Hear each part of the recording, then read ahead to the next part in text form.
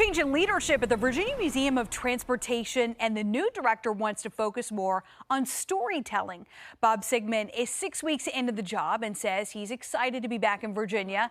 He's worked in California on making classic Western movies and restoring and documenting the history that surrounds them.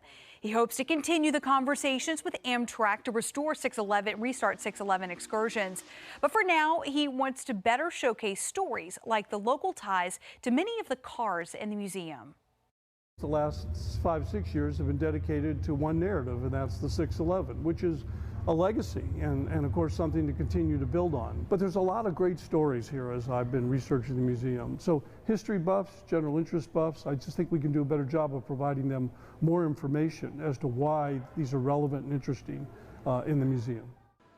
Sigmund wants to add to the elements highlighting aviation and biking history and the legacy of Norfolk Western.